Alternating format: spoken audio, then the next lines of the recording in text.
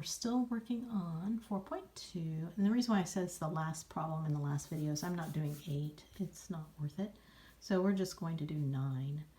9 says the marketing research department of a computer company used a large city to test market the firm's new laptop. The department found the relationship between price, P dollars per unit, and demand, X units per week, was given by the function, units per week, okay, and dollars per unit.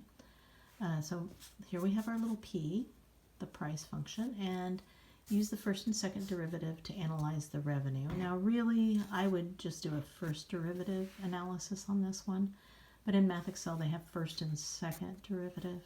Trying to conclude something about a second derivative with respect to revenue is not easily done.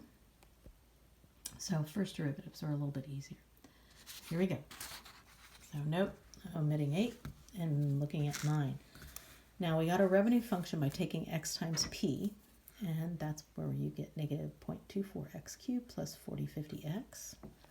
And we're doing a first and second derivative analysis. So I'm going to set that equal to 0, bring the negative 4050 over here, divide by negative 0.72, that gives 5625.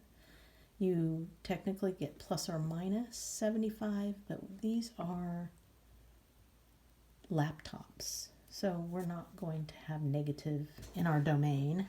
So we're going to just use 75 and go to my R prime here, which is from 0 to 100, because that's the restricted domain they gave us, and I put a 75 on it. Now notice I'm going 0 to 100 because it was given that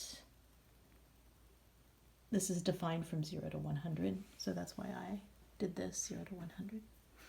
And I'm analyzing the first derivative. So I'm going to pick something over here. I chose 50. I got positive, so this is positive. I chose 80 on the other side, and I got negative in the derivative. You have to put it in the derivative. Now this means increasing, this means decreasing. And so increasing to decreasing, you have a maximum here. Okay, a local max, but we're just going to call it a maximum. What is it? Maximum revenue. So my conclusion is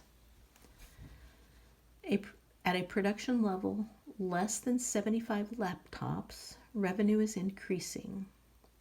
At a production level greater than 75 laptops or more than, revenue is decreasing. At a production level of 75 laptops, the revenue is at a maximum of $2,002. Let's try that again, $202,500. So where did I get that number?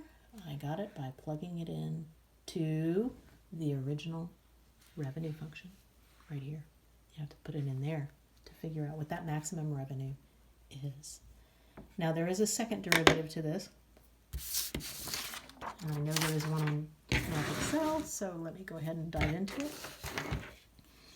So they take the second derivative of this, and they get negative 1.44x equals 0, divide by that, and you just get x equals 0. So we are looking at 0 to 100 with no partition because 0 is over here. So nothing divides it up. And I'm looking at the second derivative. So I'm going to pick something. I picked 50, just smack in the middle. 50, and when I put 50 in the second derivative, well, take negative 1.44 times 50, that's negative, so this is negative, which means this is concave down everywhere. There are no inflection points, it's just concave down. Well, if you think about what the revenue function looks like, it's an upside down parabola, so there you go. The revenue function is concave down on 0 to 100, that's what they're writing in Math Excel, and I'm saying that is at all production levels. So now what that means, we're not going to worry about it. The first derivative was more important to this class. All right. See you later.